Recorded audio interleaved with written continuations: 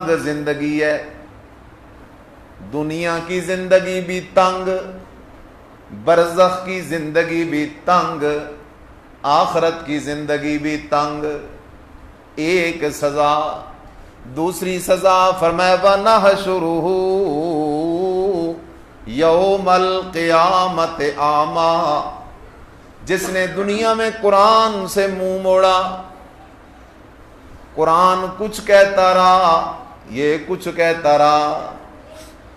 نحشرہ یوم القیامت اعمیٰ، اللہ کہتا ہے قیامت کے دن میں سے اندھا کر کے اٹھاؤں گا۔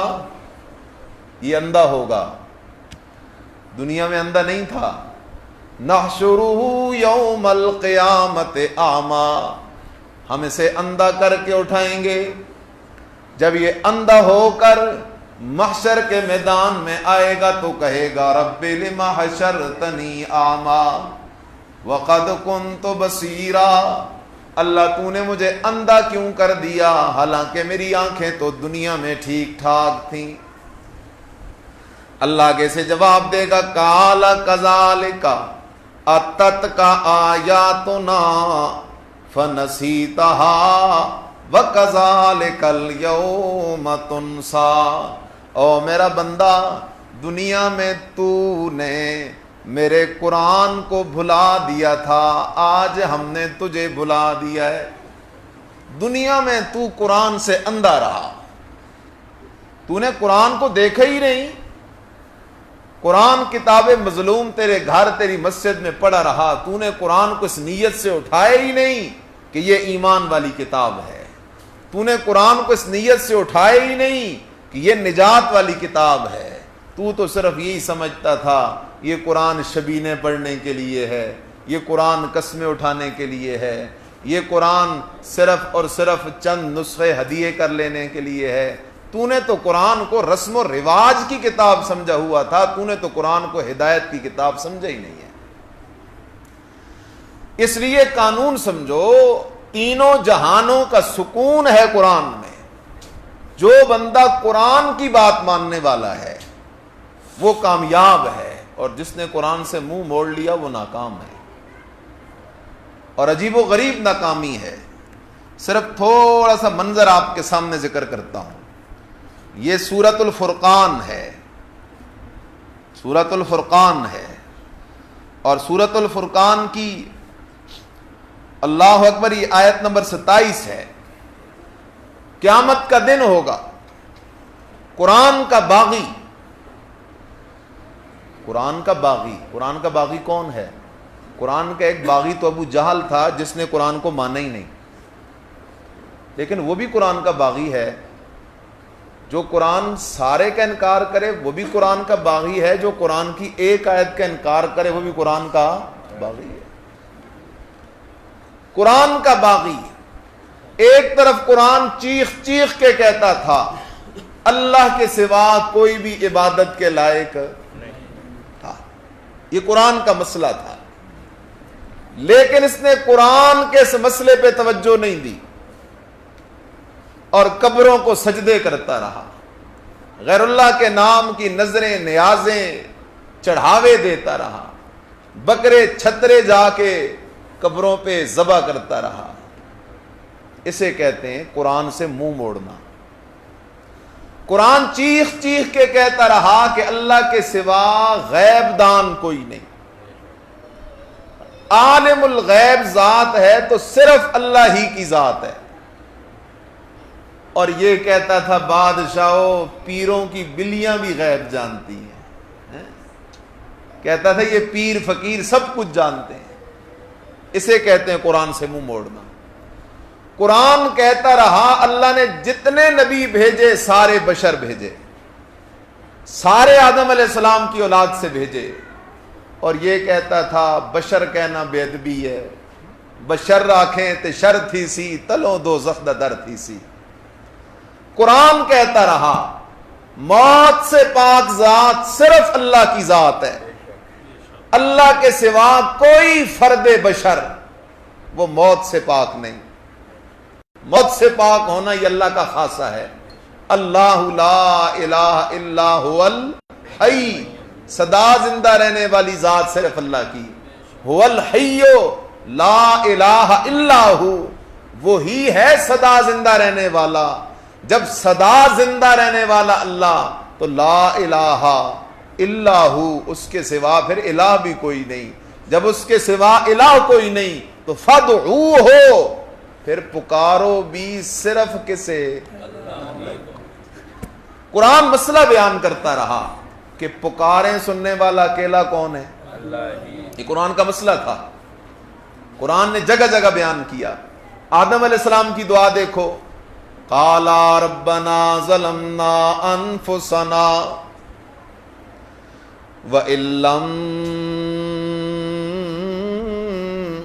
तग़फिर लना व तरहमना लनकूनन्न मिनल खासिरीन।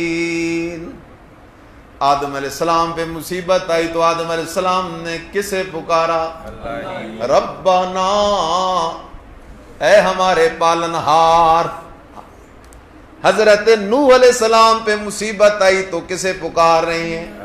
रब्बे अन्नी मगलूबुन फंतसिर रब्बे ला तज़र अलल अर्ज़ मिनल काफिरीन दय्यारा। हाँ हाँ हाँ, ये कहता है काफिर को भी काफिर न कहो। अल्लाह का नबी क्या कह रहा है? अल्लाह का नबी कह रहा है, अल्लाह इस जमीन पे काफिरों का एक घर भी सलामत न छोड़ना। रब्बे ला तज़र अलल अर्ज़ मिनल काफिरीन दय्यारा, ऐ अल्लाह जमीन पे काफिरों का एक घर भी बाकी न छोड़ना। इन्नका इंतज़रहुम युज़िल्लु इबादका वला यलिदु इल्ला फाजिरन कफ़ारा। नीचे चल जरा। हजरत नूह अलैहिस्सलाम के बाद हजरत इब्राहीम अलैहिस्सलाम है। इब्राहीम अलैहिस्सलाम के बदन से लिबास भी जालिमों ने उतार दिया। किस मसले के लिए? अल्लाह की तौहीद के लिए। इब्राहीम अलैहिस्सलाम का लिबास भी जालिमों ने छीन लिया। ऊपर जिब्रील अमीन अल्लाह की अदालत में जाके कहता है, अल्लाह देख न तेरा खलील इब्राहीम, जालिमों ने इब्राहीम का कपड़े और लिबास भी उतार दिया है। अल्लाह अगर मुझे इजाजत हो तो मैं चला जाऊं, इब्राहीम की मदद करूं। अल्लाह ने कहा, जिब्राईल तू जाना चाहता है तो इजाजत तो है, लेकिन हुक्म कोई नहीं। हजरत जिब्राईल अमीन अपनी पूरी स्पीड में आ रहे हैं जमीन की तरफ।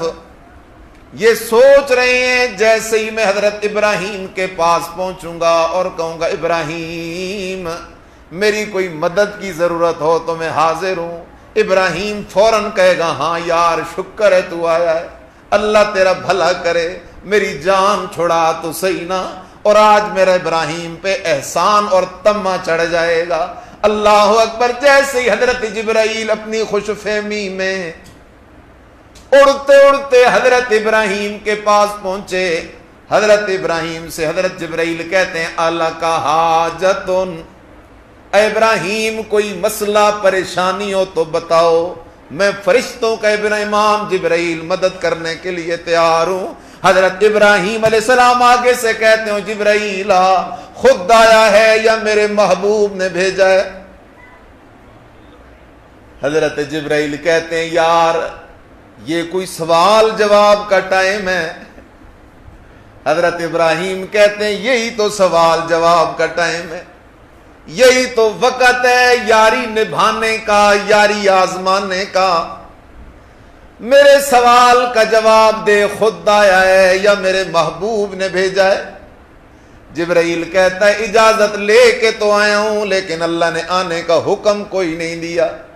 हजरत इब्राहीम कहते हैं, जिब्राईल तेरा शुक्रिया, अम्मा इलैका फला हाजता, पर लौट जा, मुझे तेरी मदद की जरूरत कोई नहीं।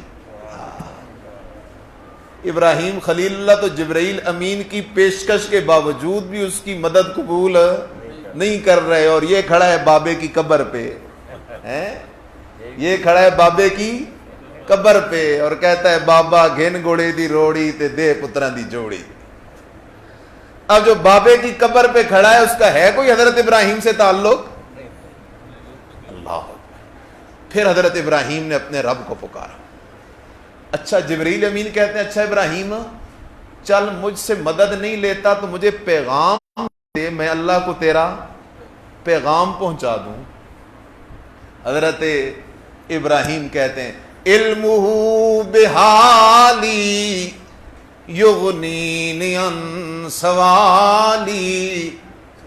او پیغام تو اسے دیا جاتا ہے جسے پتہ نہ ہوتی. اللہ دے خیال کر.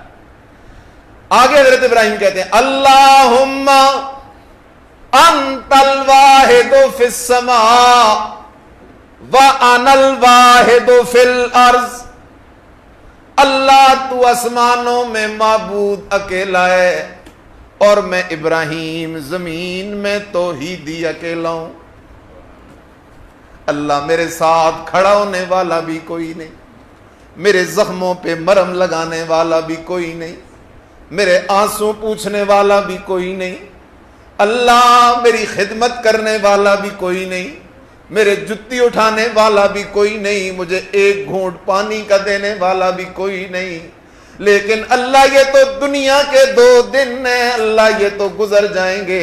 میں ابراہیم کا مقصد تو تجھے راضی کرنا ہے. اللہ جو تو راضی ہو جائے تو پھر میں ابراہیم کے نفع ہی نفع ہیں.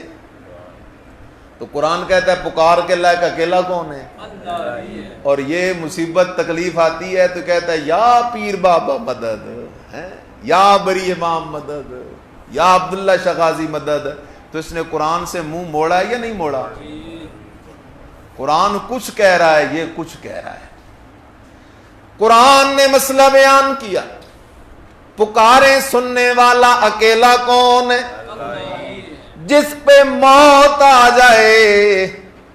اور بولو تو صحیح, جس پہ موت آ جائے. اونچا کہو جس پہ.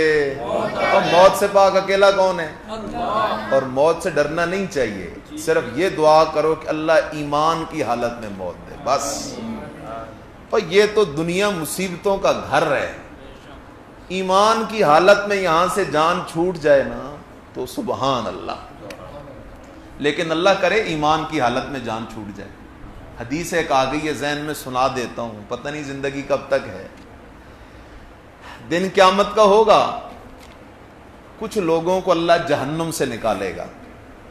کہاں سے نکالے گا؟ جو گناہگار ہوں گے لیکن ہوں گے ایمان والے. جب وہ لوگ جہنم سے باہر آئیں گے نا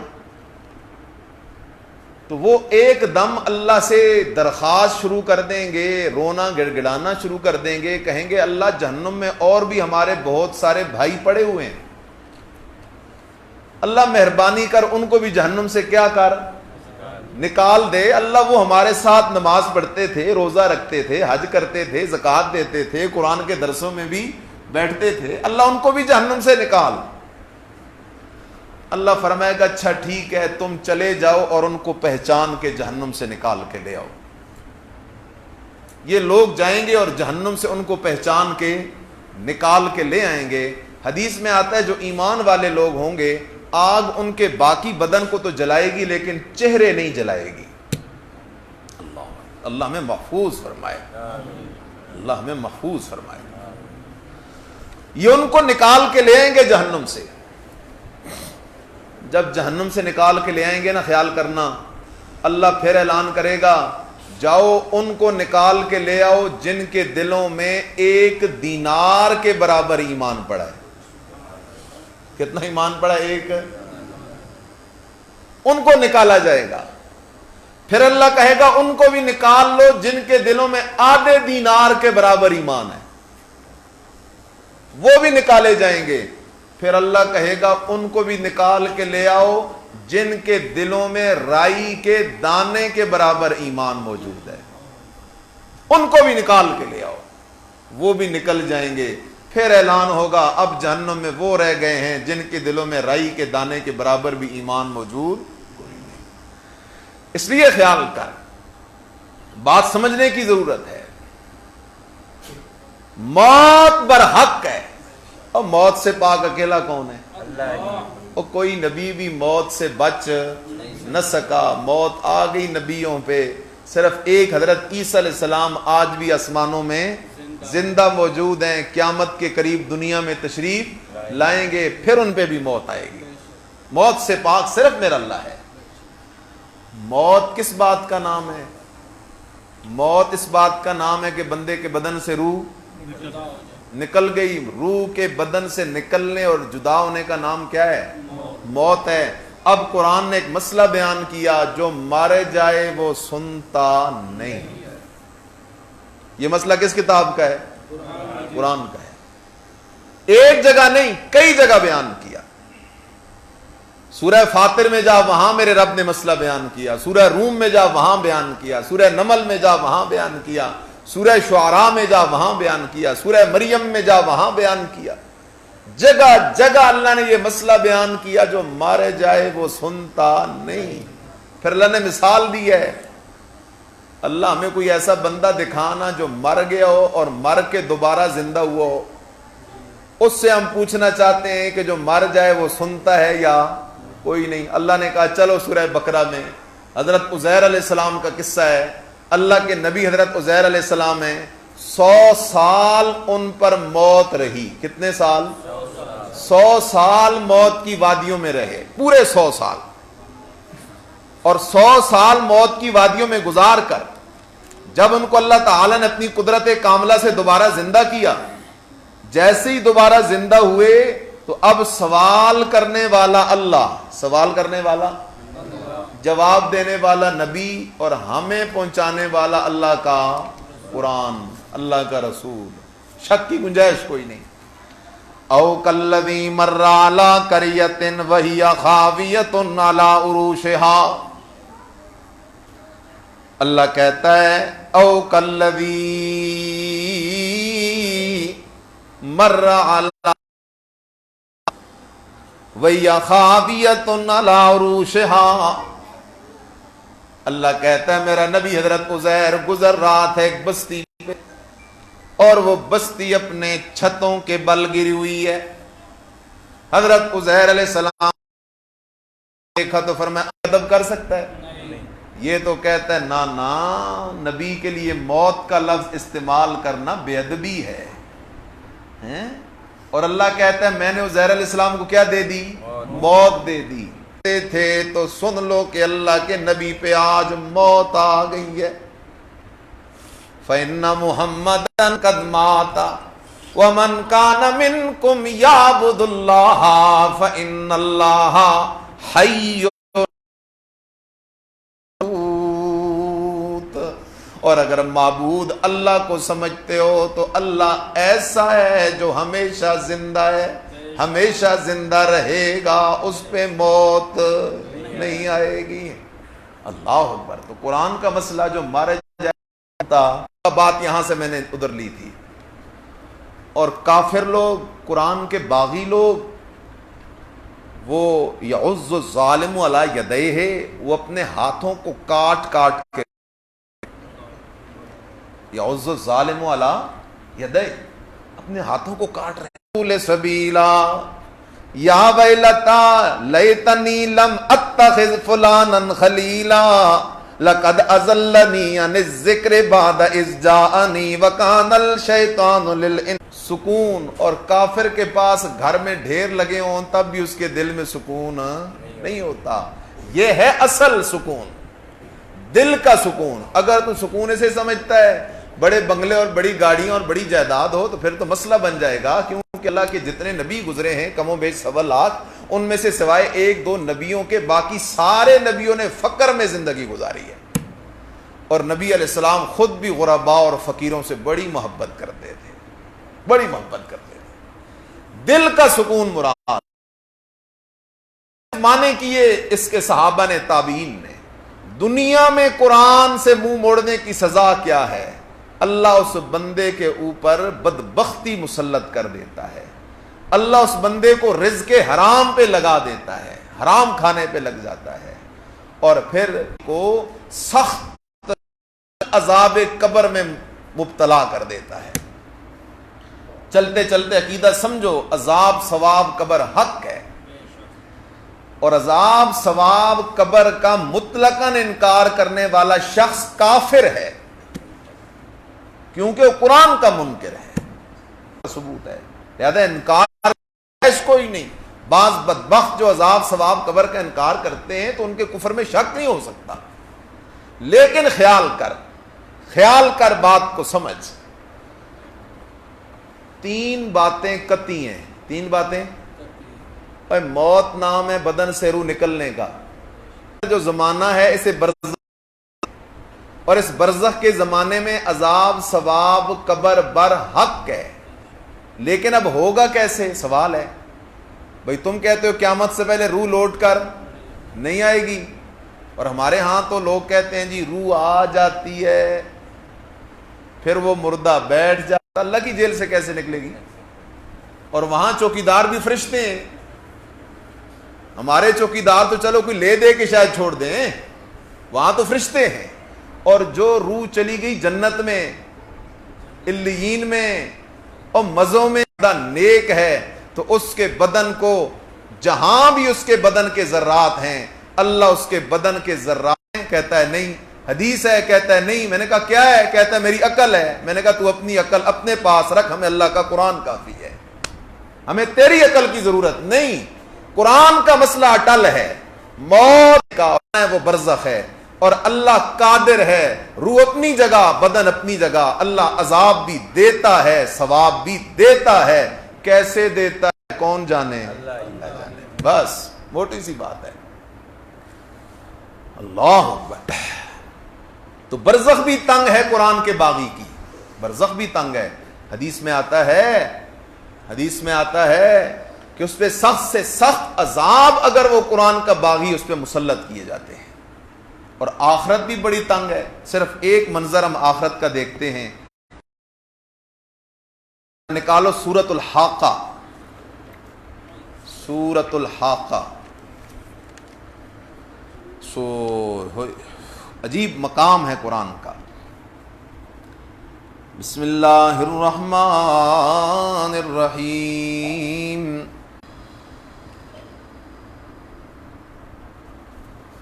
وَأَمَّا مَنْ أُوتِيَ كِتَابَهُ بِشِمَالِهِ فَيَقُولُ يَا لَيْتَنِي لَمْ أُوتَ كِتَابِيَا۔ قیامت کے دن کچھ لوگوں کو عمل نامہ دائیں، وہ کہے گا ما اغنی عنی مالیا، اور لوگوں آج میرے مال نے بھی مجھے کوئی فائدہ نہیں دیا، ہلاک عنی سلطانیہ، میرا عہدہ کرسی اور دبدبہ بھی چلا گیا، اس نے بھی کوئی فائدہ نہیں دیا۔ اللہ زنجیریں، ان زنجیروں کے اندر اس کو باندھ دو، جہنم کی آگ میں جلتا رہے۔ اللہ کیوں اتنی سخت سزا دے رہا ہے؟ جواب انہو کان لا یؤمن باللہ العظیم، اس لیے یہ سزا دے رہا ہوں کہ یہ میری توحید کا منکر تھا۔ کس کا منکر تھا؟ توحید کا منکر تھا۔ ولا یحض علی طعام المسکین، اور مسکین کو کھانا کھلانے میں سستی کرتا تھا۔ اور فلیس لہ الیوم ہاہنا حمیم، آج کے دن اس کے لیے کوئی بھی خیر خواہ نہیں ہے۔ ولا طعام الا من غسلین، اللہ یہ جہنم میں پڑا کافر قرآن کا باغی کھائے گا کیا؟ اللہ اکبر۔ جہنم کے لوگوں کے زخموں سے جو پیپ نکلے گی وہ پیپ سے کھلائی جائے گی۔ ہاں، لا یأکلہ الا الخاطئون، نہیں کھائیں گے یہ گند اور یہ قسم قسم کی جھاڑیاں اور کانٹے، الا الخاطئون، مگر بڑے مجرم۔ اور بڑا مجرم کون ہے؟ جو قرآن سے منہ موڑتا ہے۔ اور قرآن سے منہ موڑنے والا کون ہے؟ جو شرک کرتا ہے۔ مشرک نے قرآن سے کیا کر لیا؟ منہ موڑ لیا ہے۔ قرآن کے مطابق جس کا عقیدہ ہو وہ کبھی مشرک ہو نہیں سکتا۔ اللہ مجھے آپ کو مرتے دم تک قرآن و سنت سے جڑے رہنے کی توفیق نصیب فرمائے۔